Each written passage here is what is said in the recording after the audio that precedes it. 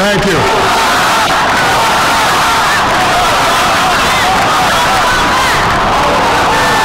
My fellow citizens,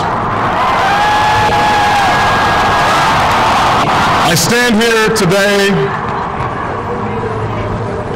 humbled by the task before us,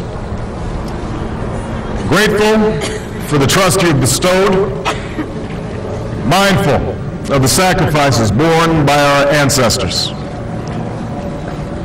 I thank President Bush for his service to our nation.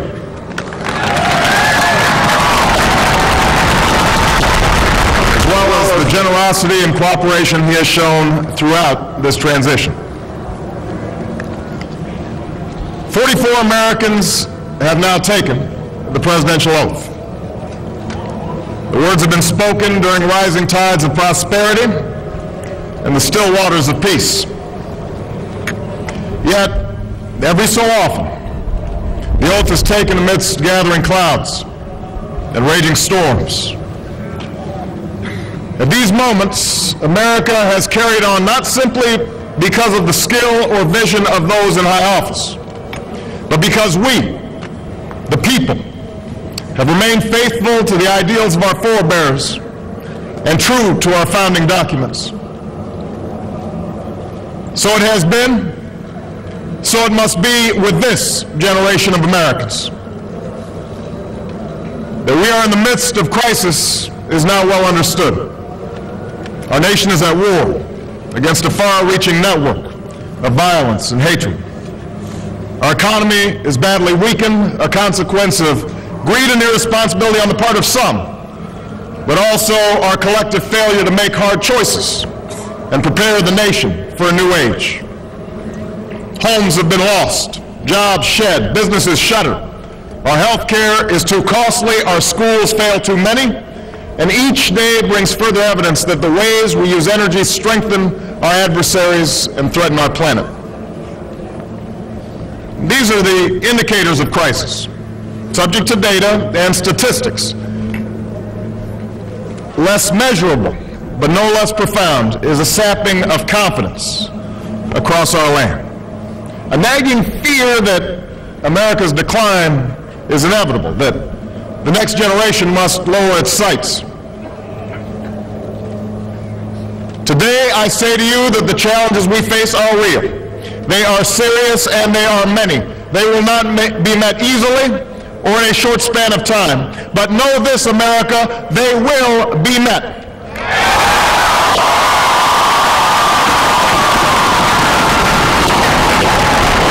On this day, we gather because we have chosen hope over fear, unity of purpose over conflict and discord. On this day, we come to proclaim an end to the petty grievances and false promises, the recriminations and worn-out dogmas that for far too long have strangled our politics. We remain a young nation, but in the words of Scripture, the time has come to set aside childish things. The time has come to reaffirm our enduring spirit, to choose our better history, to carry forward that precious gift, that noble idea passed on from generation to generation, the God-given promise that all are equal, all are free, and all deserve a chance to pursue their full measure of happiness.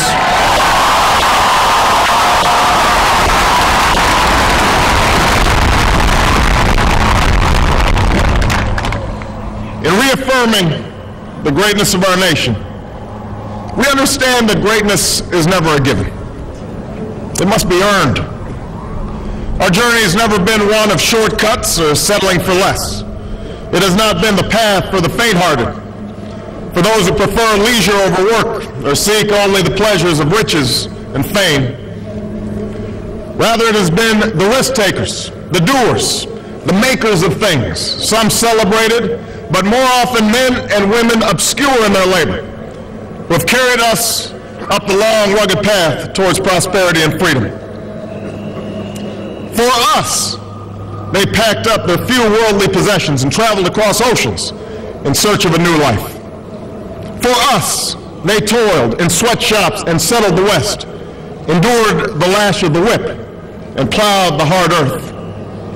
For us, they fought and died in places like Concord and Gettysburg, Normandy and Quezon.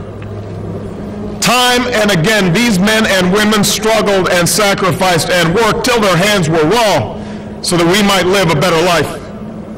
They saw America as bigger than the sum of our individual ambitions, greater than all the differences of birth or wealth or faction. This is the journey we continue today. We remain the most prosperous, powerful nation on earth. Our workers are no less productive than when this crisis began. Our minds are no less inventive. Our goods and services no less needed than they were last week or last month or last year. Our capacity remains undiminished. But our time of standing pat, of protecting narrow interests and putting off unpleasant decisions, that time has surely passed. Starting today, we must pick ourselves up, dust ourselves off, and begin again the work of remaking America.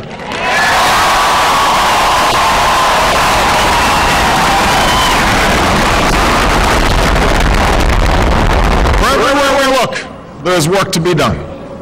The state of our economy calls for action, bold and swift, and we will act, not only to create new jobs, but to lay a new foundation for growth. We will build the roads and bridges, the electric grids and digital lines that feed our commerce and bind us together. We will restore science to its rightful place and wield technology's wonders to raise healthcare's quality and lower its cost. We will harness the sun and the winds and the soil to fuel our cars and run our factories, and we will transform our schools and colleges and universities to meet the demands of a new age. All this we can do. All this we will do. Now, there are some who question the scale of our ambitions, who suggest that our system cannot tolerate too many big plans. Their memories are short, for they have forgotten what this country has already done, what free men and women can achieve when imagination is joined to common purpose and necessity to courage. What the cynics fail to understand is that the ground has shifted beneath them, that the stale political arguments that have consumed us for so long no longer apply. The question we ask today is not whether our government is too big or too small, but whether it works, whether it helps families find jobs at a decent wage, care they can afford, a retirement that is dignified.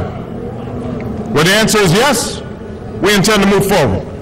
Where the answer is no, programs will end. And those of us who manage the public's dollars will be held to account to spend wisely, reform bad habits, and do our business in the light of day, because only then can we restore the vital trust between a people and their government. Nor is the question before us whether the market is a force for good or ill. Its power to generate wealth and expand freedom is unmatched. But this crisis has reminded us that without a watchful eye, the market can spin out of control. The nation cannot prosper long when it favors only the prosperous. The success of our economy has always depended not just on the size of our gross domestic product, but on the reach of our prosperity, on the ability to extend opportunity to every willing heart. Not out of charity, but because it is the surest route to our common good.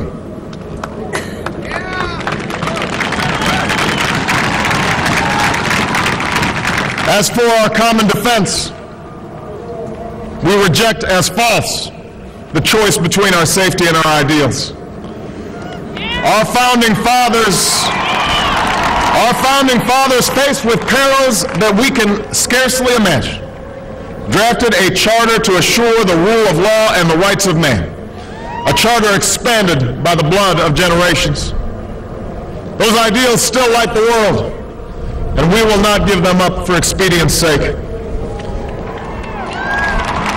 And so, To all the other peoples and governments who are watching today, from the grandest capitals to the small village where my father was born, know that America is a friend of each nation and every man, woman, and child who seeks a future of peace and dignity, and we are ready to lead once more.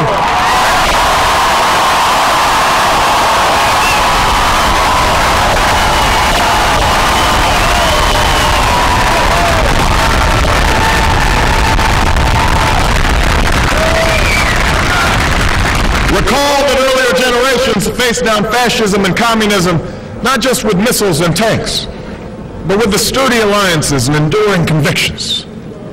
They understood that our power alone cannot protect us, nor does it entitle us to do as we please. Instead, they knew that our power grows through its prudent use. Our security emanates from the justness of our cause, the force of our example, the tempering qualities of humility and restraint. We are the keepers of this legacy. Guided by these principles once more, we can meet those new threats that demand even greater effort, even greater cooperation and understanding between nations. We will begin to responsibly leave Iraq to its people and forge a hard-earned peace in Afghanistan. With old friends and former foes, we will work tirelessly to lessen the nuclear threat and roll back the specter of a warming planet. We will not apologize for our way of life, nor will we waver in its defense. And for those who seek to advance their aims by inducing terror and slaughtering innocents, we say to you now that our spirit is stronger and cannot be broken. You cannot outlast us, and we will defeat you.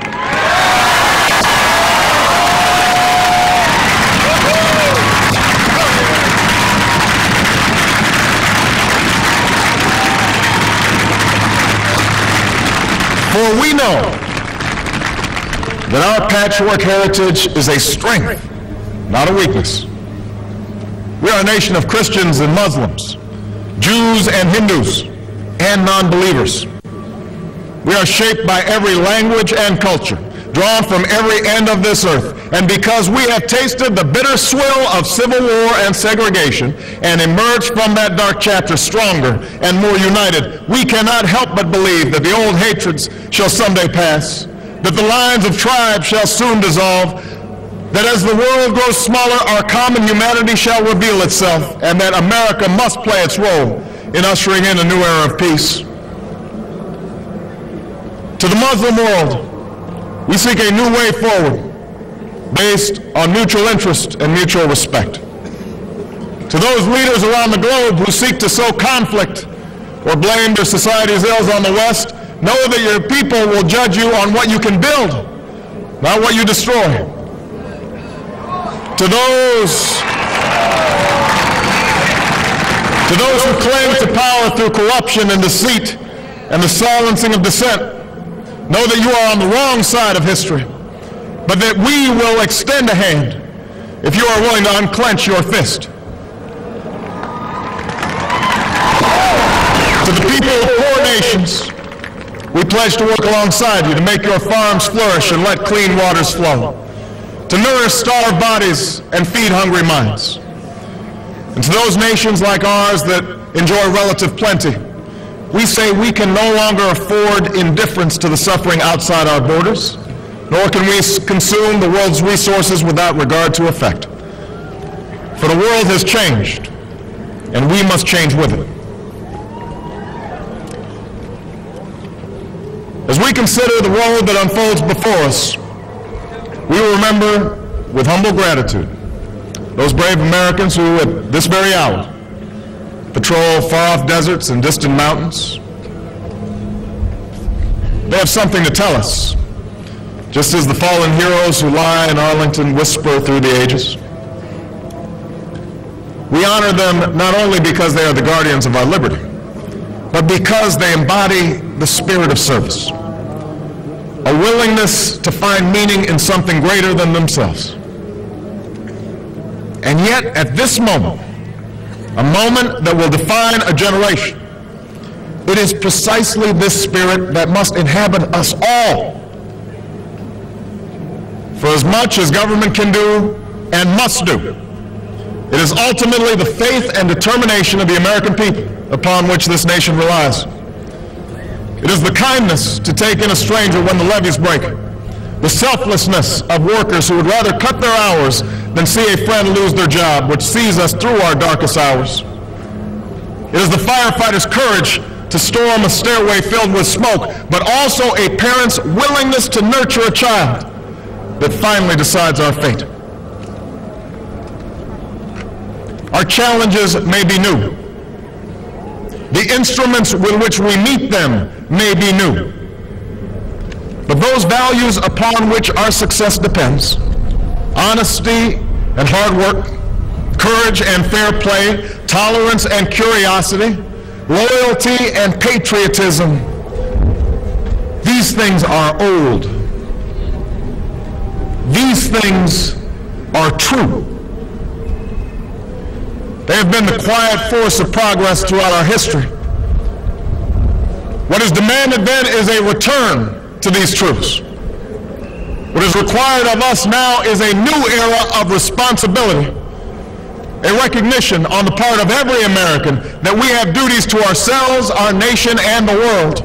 Duties that we do not grudgingly accept, but rather seize gladly, firm in the knowledge that there is nothing so satisfying to the spirit, so defining of our character, than giving our all to a difficult task. This is the price and the promise of citizenship. This is the source of our confidence, the knowledge that God calls on us to shape an uncertain destiny.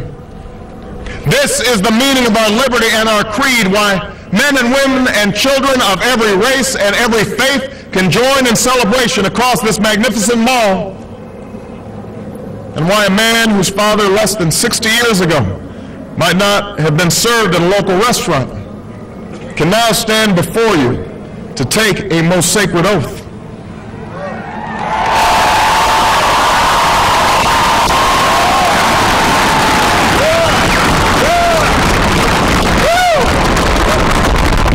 So let us mark this day with remembrance of who we are and how far we have traveled.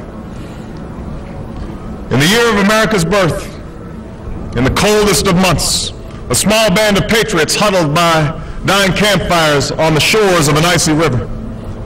The capital was abandoned. The enemy was advancing. The snow was stained with blood. At a moment when the outcome of our revolution was most in doubt, the father of our nation ordered these words be read to the people. Let it be told to the future world that in the depth of winter, when nothing but hope and virtue could survive, that the city and the country, alarmed at one common danger, came forth to meet it. America, in the face of our common dangers, in this winter of our hardship, let us remember these timeless words. With hope and virtue, let us brave once more the icy currents and endure what storms may come. Let it be said by our children's children that when we were tested, we refused to let this journey end, that we did not turn back nor did we falter, and with eyes fixed on the horizon and God's grace upon us, we carried forth that great gift of freedom and delivered it safely to future generations. Thank you. God bless you. And God bless the United States of America.